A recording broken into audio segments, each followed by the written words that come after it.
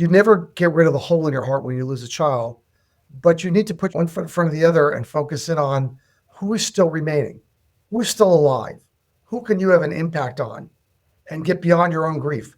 It's really tough to do. I could tell you that your children will get over losing their sibling to suicide. They will move on with families, but they will not get over ever losing their sibling followed by their mother. Yeah. Ever. Can't do that. Do you think money takes up more life space than it should? On this show, we discuss with and share stories from artists, authors, entrepreneurs, and advisors about how they mindfully minimize the time and energy spent thinking about money. Join your host, Jonathan Dio, and learn how to put money in its place and get more out of life.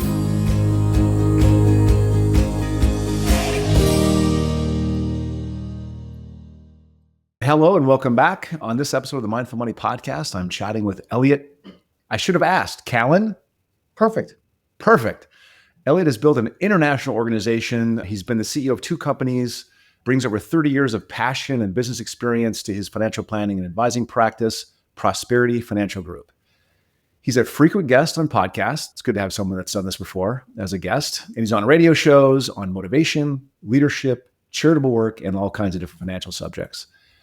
This is going to be a little different podcast because I wanted to talk to him about, and this is kind of a return to some of the past here, loss and grief, never getting over it, but incorporating that loss into life and into our impact. As many of you know, the Mindful Money Podcast exists as a way for me to carry out one of the goals my brother and I had in 2021 before he drowned. And Elliot lost his youngest son to suicide in 2015.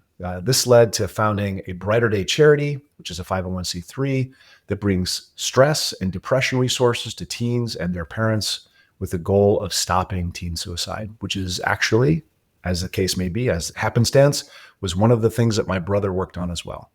I wanted to talk to Elliot about meaning and about impact. Elliot, thank you so much for coming on. Welcome to the Mindful Money Podcast. Thanks, Jonathan, and thanks for having me on. It's great. Yeah, thank you. First, tell us where you call home, where you're calling in from. So I live in the East Bay of San Francisco. I'm originally from New York. I still say coffee talk in the office. I moved out here in 93 when my wife was pregnant with our twins. We had one more. It's been great. It's a silly place to live because of the cost of living. And I tell people that if my dad were alive today and he knew what he spent as a World War II greatest generation person to what he saved, and then what I make to what I saved, he'd probably hit me in the side of the head. Yeah. So where'd you move out from? Where'd you grow up? I grew up in a town called West Orange, New Jersey. New Jersey. Okay. So which is a suburb of Newark. Newark.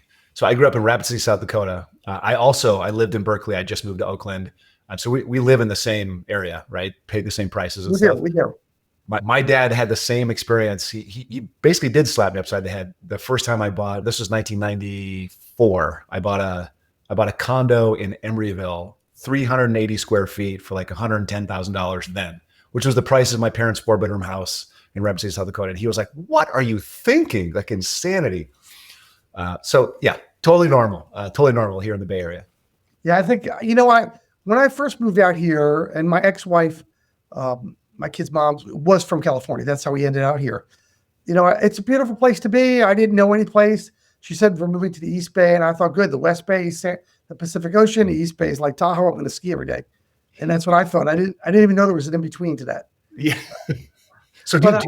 It's a beautiful place to live. I don't know if I'd want to be here for the rest of my life, but look, I own a wine tasting room. I have a beautiful home. It's appreciated to some stupid numbers in Lafayette. So it's hard to leave also.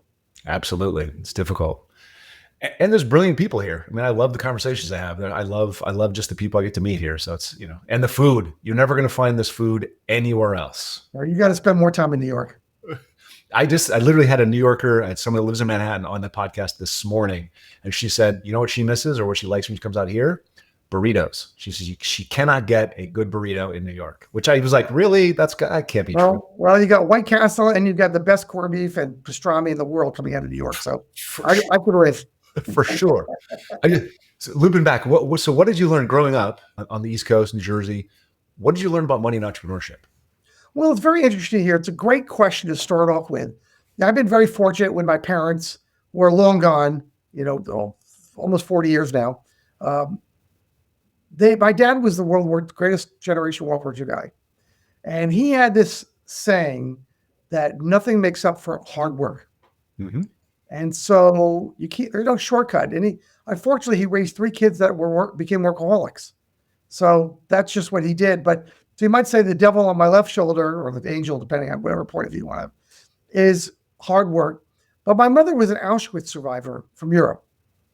And her thing was, you could do better tomorrow than you did yesterday.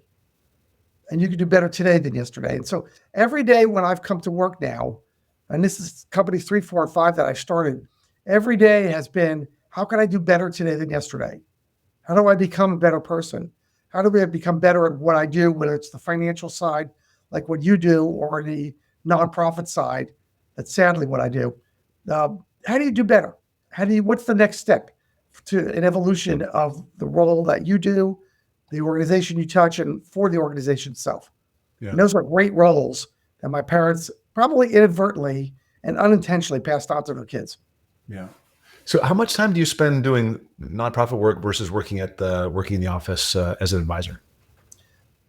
Well, are you talking about a 100-hour work week? Because I don't know what 40 hours is. Yeah, exactly. No, I'm the same way. I put about 60 to 70 hours of work in every week.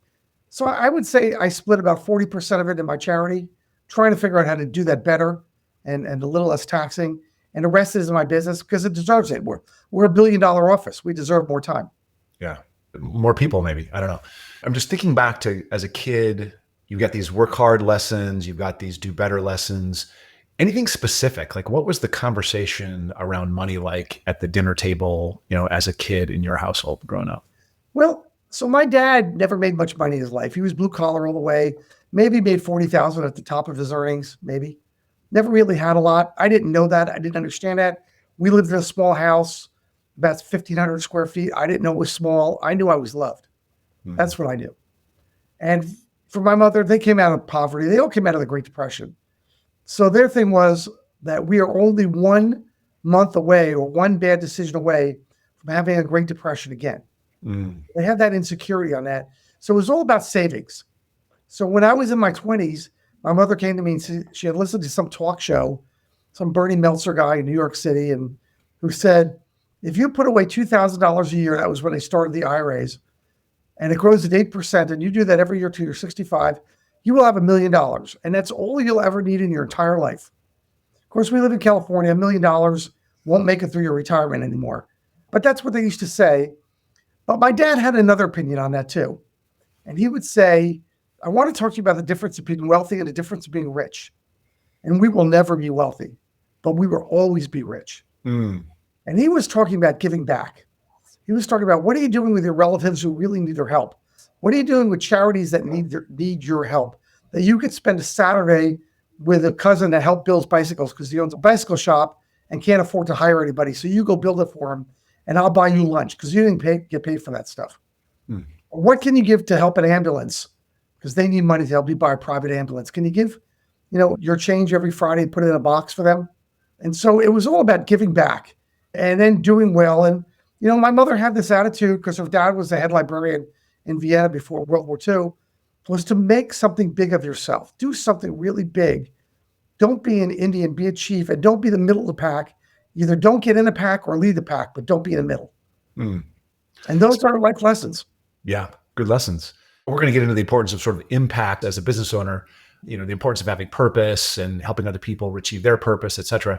But before we get there, give us a sense of your career track. You ran some big organizations. You've done some other things before this. What brought you to sort of financial services? And then tell us a story about the starting of the nonprofit as well. Sure. And I started in big accounting. And it was a terrible job for me. I won't mention their name because I thought they were a terrible company too. That's a different issue. It wasn't for me. My dad was trying to talk me out of it. He was not a well man by the time I graduated college. I was already very sick. And he said, you have a dual major from Rutgers. You got accounting and economics. You're the kind of person that should be in front of a room, not at your desk with a calculator. Mm-hmm. And so he was right and I was wrong because if I went into economics, I would have had to get a master's and I wanted instant money in accounting and it was a mistake. So I left them and started an industrial packaging business. I did that for 5 years. I sold that in 1987. I was running out of money. We were just growing so fast, 30, 40% a year, that I was just blowing through cash. I didn't understand in my 20s what burn rate meant. But we all know that now. And then I went into the environmental cleanup business. I did that for quite some time, over 1,000 people working for me in those days. And I saw that. And I made a decision that I wanted to get back into or get into financial services with one of the big firms, Lincoln, Merrill Lynch, Dean Witter, E.F. Hutton, Payne Weber, those kind of companies. I met with a whole bunch of them. Shearson was a family friend. I met with them in Florida. And I didn't like anything I heard. And my wife at the time got pregnant with my twins and said, let's move to California. And I met with Lincoln when I came out here. They had a little ad in the paper, probably no more than 2 inches large. The guy was from the Bronx, New York. We talked the same language. They spent 8 hours interviewing me because they kept bringing everybody in. At the end, they say, we want you to run our business division. Start it and run it. I worked in San Ramon. At that point, I was living in Danville. That's one town away. And I had to get directions on how to get there. I knew nothing about California. When I started to grow it, started to do a ton of cold calling. My thing was, if you advertise your personal services in the local paper, the Contra Costa Times, the San Ramon Times, the Jewish Times, anything you local advertise in, I would call you and say, hey, I'm brand new. Can we network together? And I got enough yeses. I got a lot of no's. I led the office of no's for a long time, but I got enough yeses to start building a business. Did that for 6 years. Then we took the entire company. The Lincoln had really changed and merged with Cinda, and it's a different company at that time. And we took the entire company and began Prosperity Financial Group, the company we are today. Now that and Prosperity Wealth Management combined are $1 billion in assets. And it's been a pretty amazing ride. I started the charity in 2016 following the suicide of my younger son at the University of Montana. He walked in front of a truck and took his life. Pretty horrible, gruesome, just absolutely gruesome story about identifying the body after a 40-foot truck just flattened him, literally like a cartoon. But in his 6-page suicide note to us, Jonathan, which we received Federal Express before we found out he was dead, he wrote, Mom and Dad, I've been thinking about this for a long time. I never would have told you how I felt. I never would have asked for your help, and I never would have taken your help. And it was on that basis that we wanted to give back and do something, my wife and I, to change the lives of teens and their families by stopping suicide. And of course, you can only stop so many of them. You can't stop all of them. Yeah. And we started by creating resources. And then those resources came in with COVID to really expand resources and a robust website. And then a 24/7, all 50 state crisis texting hotline where teens can call in and talk to somebody literally all day, every single day of the week, including Christmas or whatever day, and get some help. And if that didn't work because they needed counseling, we tag teamed and got them virtual counseling in all 50 states so they wouldn't have to wait, or get them inpatient counseling if we needed to do that in all 50 states. And it's grown quite a bit. So we now touch between 4,000 and 8,000 families every single month with one or two of our resources. Wow. So one of the questions that comes into my head is this, first of all, I'm very sorry. I mean, it sounds like a terrible, terrible thing. I remember my parents when my brother passed away at 46, like this was just a few years ago. And it destroyed my mom, and my dad, who'd never shed a tear in his life, he leaked for the first time. Like it wasn't, just, he was a big guy, right? Strong, but he started leaking. How did you transition from sort of grief to acceptance to this, what I would call massive action? Like you've said, okay, stake in the sand. We are line in the sand. We are changing this dynamic, and you've done amazing things. How did you get from ouch to action? Well, thank you. And I'm sorry about your loss as well. Lots of tears. No, let's not kid each other. There are plenty of tears here.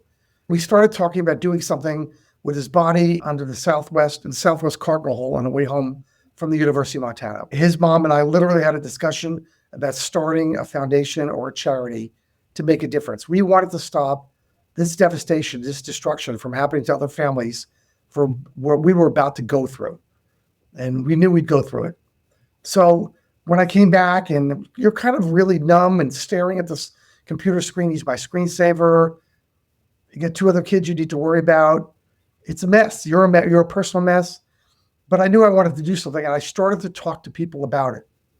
I always thought maybe I would touch 5% of people who could understand what I was talking about. And I realized that it's 50.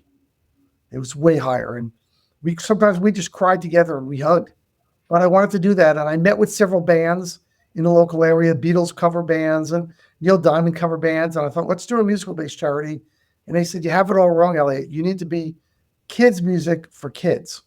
Let teen bands play for teens. And that's how we got started, giving out resources, creating teen concerts all around the Bay Area. But then COVID shut that down, basically. And so we had to, go with the flow if we wanted to stay alive and stay relevant. And that's how we turned into what we are today.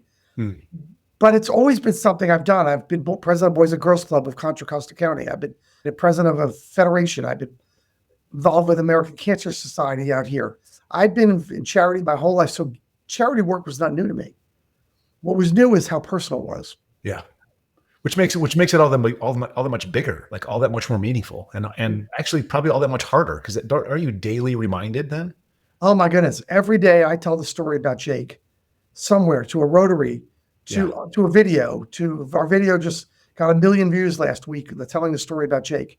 Yes, and the way I deal with it, and I have my own issues, is I end up going to the cemetery, and that's my moment to reground myself and have a cathartic moment. But I have to do that because it's the only way I can ground myself. And you're more emotional than ever. You're raw. I'm amazed how many little things get me upset with tears in my eyes, that just the mention of child on TV or watching that, his 8x10 pictures right next to the TV. Lots of times I'm just staring at it. Yeah. And there are some shows I absolutely cannot watch. I can never watch a show where a child gets hurt. Nope. At all. I barely can watch a show where they're a parent talking to his teen about life. Barely can do that. Trigger. Because they're comparing to picture. But it's important to do it, and it's important to keep going. At what point in the whole process, I know you talked about it on the way back from Montana, but what point did you say, okay, we're going to start this charity. We're going to take these resources and make sure teens. And then did you work together? Did you hire consultants? Did you and your wife work on it together? How did that initially take shape? My wife, Tammy, and I did that. I'm fortunate enough that I like to ask people a lot of questions. I've got that annoying New York personality where we just always in your face asking questions. And I just asked everybody, principals and teachers and parents. And, I got invited to some events first to speak and then to listen. And, somebody came up to me. This was the real shocker. I think he'd be gone maybe 3 months. And Alkalani's High School in Lafayette had an event for parents of survivors and for parents of children struggling with depression. And I thought, all right, I'll go to it. I hate to go to group meetings like this because they're cry fest.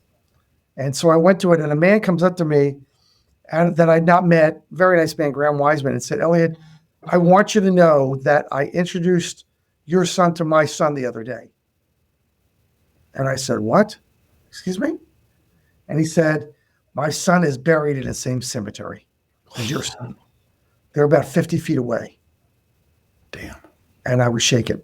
Yeah. I was just shaken. And I said, I am so sorry. What happened? He said, we went to a movie. He was 16. We went to the movies. We came back, and he hung himself in my wife's closet. And my wife has never been the same since. Yeah, how could she be? She's sure that was a message, that you were in my life, or I hate you, or something like that. Probably neither one was true, but that was the message. Yeah. Probably wasn't as well thought out as the mom thought. But that made me really think, oh my goodness, there's a whole audience here that needs to hear that there's hope on the other side of this conversation. You can't bring back anybody dead. The reality on the ground never changes, no matter how much you talk about it. The what ifs and wish I could do 1,000 things over doesn't change the outcome. But that doesn't mean I can't affect parents who are in crisis, but not grieving. So how do people find you, before the sort of the crisis comes to fruition? How do they know to look up A Brighter Day and seek out the resources that you guys have? Well, we're almost every school knows about us. We're all over Facebook, abrighterday.info. I get phone calls. I used to get phone calls a week from a parent, but that's a tough call at 2 a.m. Can you help my son, my daughter not take their life? I'm right on the edge. Wow, is that a tough call to make at 2 a.m. coming out of New Jersey from there 5 a.m. and things like that. But we're a little bit better about that now with a staff and with a team of helping people out. But it's abrighterday.info. It's Elliot at abrighterday.info, 2 L's and 1 T. We talk to people all the time about making a difference.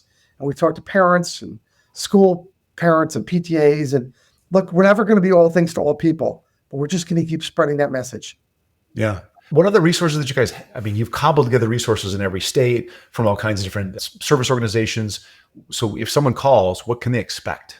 Well, the first thing everybody ought to do is go to the website, because most of the resources are written for parents, not for teens. Teens are not great readers, but they're written for parents. A lot of what we write about every other week is about how to talk to your teen. Because here's one of the differences. I can't speak for your parents, but if I could speak for mine, and I imagine your parents were exactly the same because they sound about the same, is when you came home from school, your dad said, "How was school?" And you answered like, "Okay, man, fine," or "Okay," or whatever. And that was basically the end of that conversation. And that's where my dad was. "How's school?" "Fine." "Okay, good. That was it. But that's not how this works anymore. We teach parents how to ask better questions. Turn off the cell phone. No cell phones at dinner. No cell phones on their weekly walk. No cell phones on the way to go to drive them around like a taxi driver to a sporting event or something like that. That the conversation's got to continue, got to move on to what do you like and what do you don't like? What's your favorite class, favorite teacher? What's your least favorite? How's your best friend doing in class? How do you feel about that? You've got to get better answers as a parent. Now, your teen is a terrible listener, period. They don't like to read. They don't like to listen. And you're 1,000 years old. We got to admit that. So that's why no cell phone distraction, even if you want to call the older brother or the grandma during dinner. No cell phones at dinner. It sounds preventative. You're teaching how to parent, Yes. how to communicate with your teen to avoid the whole issue. Like that. Yes, that's where we do it. Then if you want to get your teen some help, or your teen wants to get some help, what they like to do is they like to text. They are texting machines, your teen. So we give them a texting program where they can type the word brighter, BRIGHTER, to a number. It's on our website. And 45 minutes at a clip, and then have to redial in again. They could get a texting conversation going with a trained professional all day and all night and every holiday. So say that again. There's a certain number you text. Automatically on texting conversation. No kidding. 2 in the morning, 5 in the morning, 3 in the afternoon. Walk out of chemistry class. I can't handle chemistry with Dr. Jones anymore. I'm just going to kill myself. I hate chemistry. Then text somebody and say, "I can't deal with chemistry anymore. Can you help me?" And you'll have somebody in 2 minutes or less conversing with you for up to 45. So the way you presented that, I can't deal with chemistry anymore. One of the things my brother told me was he used to be on the hotline, the suicide hotlines, and he was in the training for the suicide hotlines. He said something to the effect, it doesn't matter what the issue is. To that person, that issue is the end of the world. And you just have to trust that it's the end. It could be chemistry, could be their nails came out wrong, could be their hair is a mess, could be whatever the thing is. It could be that their mother just passed. It could be something very serious, or it could be something just Right. It doesn't matter. So you got to think of a teen's world, or most people's world who are depressed, and it's a 6-sided box, 4 walls, top and bottom. Yeah. And those walls are getting darker and darker and blacker every day. And then one day that teen looks at that box of life and says, "Well, yesterday sucks. Today's not getting any better. I don't think tomorrow's going to be better either. No one's going to miss me anyway." And that's suicide. Yeah.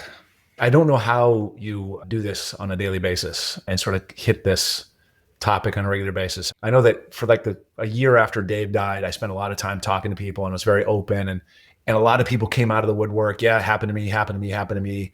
But I don't know, 3.5 years in, if I kept doing that, if I could keep holding my head up. Like it would be just so, there's so much. So how close to it are you versus like more, managing the organization? Oh, I'm very close. I give speeches all the time. All the time. I'm interviewed all the time, twice a week, constantly on that. So this happens all the time. And, look, I have my moments, but I also try to stay focused on the outcome. Yeah. And so I'm trying to make a difference. And when it gets a little bit too great for me, then I go to the cemetery. Yeah. And my wife has been just tremendous support on the whole thing. I'll be like, "I can't come home right now. I got to go to the cemetery." She'll be, "Okay." We don't have an argument about that. It's been really interesting. My now 12-year-old moved in 10 years ago into our house, shortly before my son took his life, shortly before. And I become his guardian, legal guardian.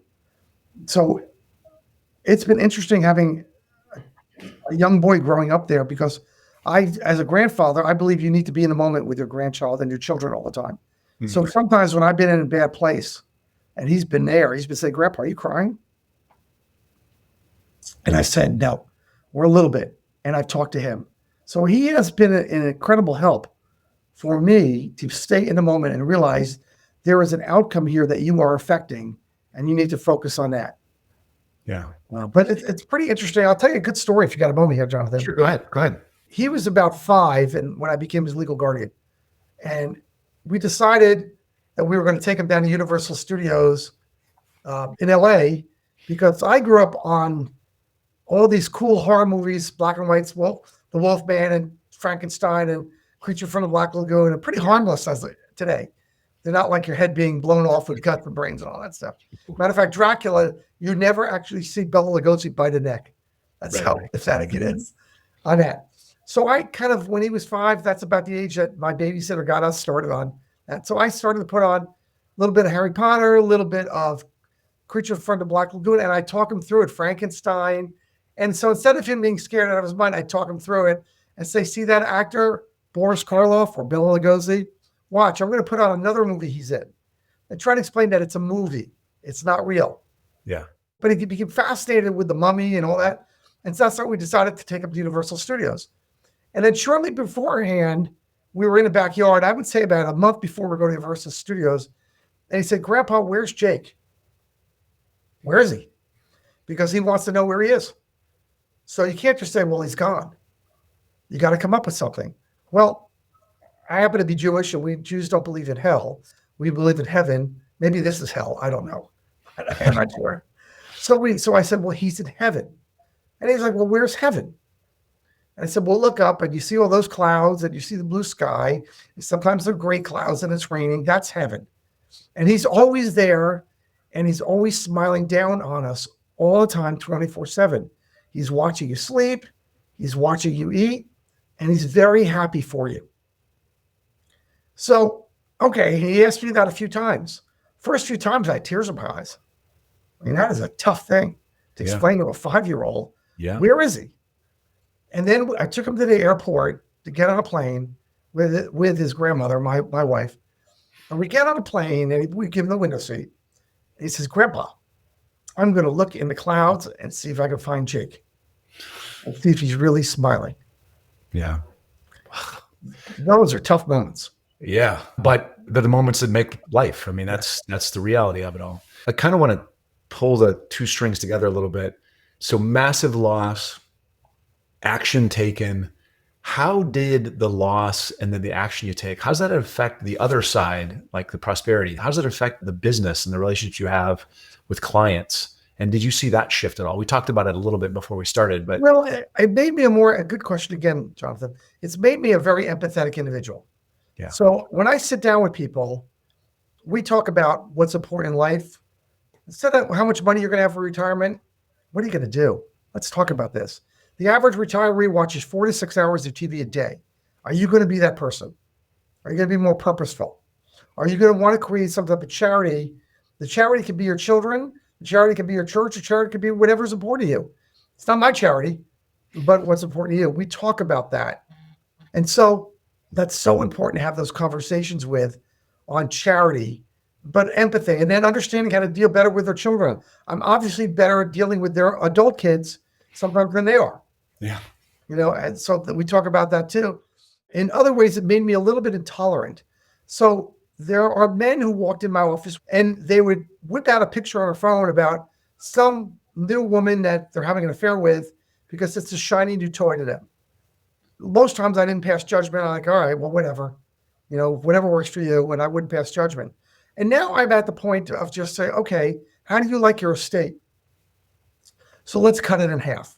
How do you like having your relationship with the kids? Let's get rid of the next 2 years of that relationship because they'll be so mad at you. Yeah. So I try to show them how other important things are, and to think this through a little bit better. It's an interesting point because obviously, so that specific example, it's horrendous, right? Obviously. But on a finer point, it's like we have gone through this whole process with people, hundreds of families. We kind of know how things unfold. We've seen the actions that lead to divorce. We've seen the actions that lead to poverty. We've seen the actions that lead to really close, tight-knit families and happiness and long-term success, not just financially, but life success. I think people hire us for technical skills. I don't think that's what we do. Like, I think it's more about the soft skills, the empathy, let's really be curious about that decision. Maybe that's not the right choice to make right now. What do you think about that? I mean, why do you think people hire us to begin with? And then B, what is our circle of competence? What is it that we really bring to the table that's of value to the clients that we work with?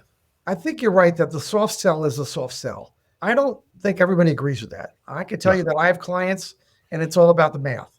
Yep. I know financial planners, especially as they go through the CFP program, and they come out very math oriented. And they kind of get the emotional chipped away from them that, oh yeah, clients want this, clients want that. I just had lunch before this with one of my larger clients. And I brought him in, but he seemed to fit the personality of my partner, who was very math oriented. And they talked about that. We talked about, hey, let's get back in good graces with this gentleman. And we went out to lunch and we're talking about the math. And I stopped the conversation over a sandwich. And I said, I have to ask you a question. You have grandchildren, right? He goes, of course I do. You know that. I said, how come we never talk about them? And he stared at me for a while. He said, what would you like to know about them? I said, are they important to you? He said, they're everything to me. I said, well, then let's talk about them. And so now we sit down and we go to lunch every other month and we sit down and we don't even talk about the math until the last 1/3 of the meeting. Yep. We talk about what the children are doing, what sports are playing, and how's your health, and what are you doing when he's got some health issues? What are you doing with your health, and how can I help you? What do you need? Things like that. So that's what becomes important. Now, where it becomes difficult is when somebody crosses that line because they know you're helping them and that they are blowing through their money at an alarming rate, and they're mad at you for their actions. And I've got one of those calls. I'm probably going to make this afternoon or tomorrow morning, and they're probably going to be mad at me. And I hope I don't lose them as a client and a friend because I like them in both capacities. They can't sustain it. Yep. What they're doing. He called me up the other day and said, do you think I need to get another job? And I said, I think you do. You're blowing through money too fast. Yep. There's $1 million retirement, and they use 10% of it up in their first year retirement. No good. Yeah. In my experience, that's the most difficult conversation to have is you have to spend less. The only way you'll make this last is you have to spend less. Yep. And as we've sort of been riding on this, 2 decade of great market performance, and who knows what's to come. So it's maybe that conversation is probably more important now than it's ever been. It'll come back, and I have full confidence it'll come back. Forgetting who's president or whatever. Doesn't matter. I've been doing this 30 years, and I've watched it come back all the time. And it might take 3 months, and it might take 2 years. I don't know. But it will come back. And you don't want to keep the people in behavioral finance. You want to keep the people invested because of behavioral finance. They want to run while other people are going the other way. So they tend to make the wrong decision constantly on that. For sure. I mean, that's one of the things we talk about the most is the behavioral stuff because it's, I'm just a coach. All I am is a coach. So there's a ton of noise out there. And I ask every guest to sort of simplify something for us. And I think if you'd be so kind, I'd ask you to simplify the operational impacts of loss. Sort of specifically, if you met with someone who has lost a child or a sibling or a parent, and feel free to answer this whichever way you want, either from personal experience or from your lens as an advisor. What is one thing they should focus on that's going to help them get to the other side? There are some people that will never get over this, ever. You never get rid of the hole in your heart when you lose a child, but you need to put one foot in front of the other and focus in on who is still remaining, who is still alive, who can you have an impact on, and get beyond your own grief. It's really tough to do. I could tell you that Jake's mom, I got a call from my daughter, August. He died in January of 95. And my daughter calls me up at college and said, Dad, you got to go to Mom's house now. We were divorced a long time already at that point. And I said, why? I can't do that. I'm the ex-husband. I can't do that. He said, Mom just told me that she's going to the cemetery. She's going to bring some pills and she's going to commit suicide on top of his grave. Now she's got another set of twins besides Jake who died. Couldn't get that in focus at all. I called her up. I said, what is going on? She said, I can't deal with it anymore. I can't. I said, you have 2 other children. You got to get your act together. I said, I'm going to drive down there right now. We're going to 5150 you into the hospital. Yeah. You can't do this. You can't be like this. Your children will get over losing their sibling to suicide. They will. They will move on with families. But they will not get over, ever, losing their sibling followed by their mother. Yeah. Ever. Can't do that. And so it took her quite a while, including electroshock therapy, to get over it. And she can't come to any of my events. She can't relive it over and over. Reminder. But she goes to the cemetery quite a bit. Yeah. So, yeah, I mean, it's true that everyone gets over it. Gets over it's the wrong word. Everyone integrates it in a different way, in a different path. But is there any single tool that you can point to or tip that you can point to, somebody going through it that is not universally, but almost universally supportive or helpful? I love counseling for people, by the way. Counseling. Yeah. I think counseling is really important. I don't think they're all the right counselors. In the United States, we do one kind of counseling. We do what's called the hearing counseling. You speak, I hear. That's the US method of counseling. That's what they teach in all the psychology classes. Patient speaks, you hear, you help them heal themselves. Well, not everybody can heal themselves, but that's the American way. Some people do need to be heard. Some people need a hug. Yeah. And some people need to heal, to hear the words of saying, Jonathan, today, I want you to go to the library, go get a book out on healing, go read the first chapter, put it back, and go home, stop at the cemetery, and then go home and put on your favorite movie. But that's not what counselors do. They're telling you to take action. And counselors in the US don't usually prescribe action. People need their friends to point this kind of stuff out. But their friends, I mean, I remember my friends trying to help out, clueless, like had no idea what Very to say. hard. Yeah, impossible. They don't know what to do either. And I've told everybody who said, what do you say? People were saying the stupidest things to me, like, well, he's in a better place. I said, no, the best place is right next to me. Or he's in heaven, or God needed another angel, or whatever. And I said, no, don't say these things to me. Just say I'm sorry. Yep. Just say I'm sorry. Play the Piglet part next to Winnie the Pooh. That's all you need. Just sit with me, bear witness. That's it. And allow that person to grieve a Yeah. little bit. Now, granted, I get it. At some point, you can't be dumping on your best friends with grief forever and ever. You got to get your act together, but they'll help you along the way. But then you do have to get your act together with counseling and with trying to put one foot in front of the other. Look, people who've lost their spouse. Yeah. They never remarry. They can never get over the grief. But a lot of people who lose their spouse can find a way to move on and meet somebody wonderful in their life. Doesn't have to replace that person. It's just another person. We talked about one thing that when people can do to sort of get past things. What's one thing that people try to do that fails? Like, what's something that people, think if I just, like for me, I went back to work too soon. It was dark.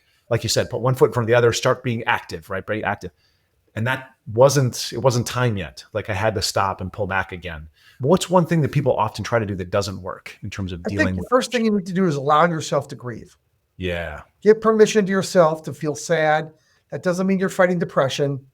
It just means you're grieving. You're sad. It's a sad place to be. Yeah. And then at some point say to yourself, I can't get rid of my grieving, but I can begin to move on with my life. Yeah. And that's a really good permission to do. So if you could do those two things, then focus on some positive things, but don't forget you're grieving. You lost your brother. I can tell you that you and I go to a movie theater and it's a show about a brother who dies in that show, you'll be a mess. Yep. You'll be a total mess. And I probably will too. It was about a show whose child died. Oh my goodness. There's a movie called The Champ with John Voight. I don't know if you remember that show. He's a boxer. He's over the hill boxer. He's never been successful as a boxer, but he's got a little boy who's about 8 that he's trying to raise and do a good job with. And Faye Dunaway is his ex-wife, and she's brutal on him. It's a horrible divorce, and she's brutal. And he's doing everything to be in his kid's life. And he decides the only way he could be in his kid's life is to box again, to get in the ring, to make his son proud of him. But he's got brain damage. He can't. He's been told by doctors you can't do it. And so you can see this story developing in a really bad way, that he just wants to get in his kid's life, and his ex-wife is too angry to let that happen. He gets in a boxing match with a guy, a legitimate boxing match, a sanctioned boxing match, And he convinces Faye Dunaway to allow his son to be in his corner. And of course, he gets hit too many times. Yeah. And he dies out Yeah. in the ring. You can't Jeez. watch that. I No. can't watch that. This little kid is going around to everybody's hitting him, saying, please wake up my daddy. Yeah. Jesus. Those are things that you should not put yourself through. Yeah. Things that will cause more grief than not. Yeah. Notice your triggers and stop. Like, don't. Yeah. And so, it's hard for you to even talk about those movies because I won't watch them anymore. Or of the show that was on, I think it was about several dynamics of the family that just was on the air the last few years. The parents had died in an accident, and it was the next generation type of thing. And they kept having flashbacks to the parents. I'm like, I can't watch this. Yeah. No, it's terrible. You seem like a pretty open guy, but is there anything that people don't know about you or that you really want them to know? No, it's not. I am very open. I'm very transparent. I'm not afraid to talk about just about any subject out there, good and bad, on that, and beliefs and why I believe that, and be open-minded that maybe I'm wrong too, because you need to be like that too. But I've given myself permission that sometimes I just need to be alone at the cemetery. Yeah. It's good. It's good to have that, the knowledge and then the location. Like, I need to have space, and here's the space. Here's where I go to have that space. And by the way, Jonathan, this conversation doesn't change at the cemetery. When I went through some counseling, the counselor said, you should never ask your son, your dead son, for forgiveness because he took his life. You didn't take yours. He owes you an apology. Well, he's dead. That's a silly comment. He's dead. Yeah. And so I go and I apologize. And my apology is, how did I miss it? Yeah. I had a psychologist in my office talking about the charity a few years ago. And she said, you can't use the word commit suicide because commit is a term of a crime. And everybody's dropped that. I said, no, I get that. I understand that part of it. So I said, he took his life. And he said, you really shouldn't say that either. I said, what should I say? Now, that's a trained psychologist with a degree. Said, you should mention that your son had a successful suicide. And I stared at her. I said, never, ever say that phrase. Yeah. To me again. Oh my goodness. It's horrible. Insane. I like to ask this. It's not a zinger. You didn't get a chance to listen to an episode. What was the last thing you changed your mind about? Probably with my wife. My wife is the person who keeps me grounded. She's Jake's stepmom, and she's great. She's a partner in business with me.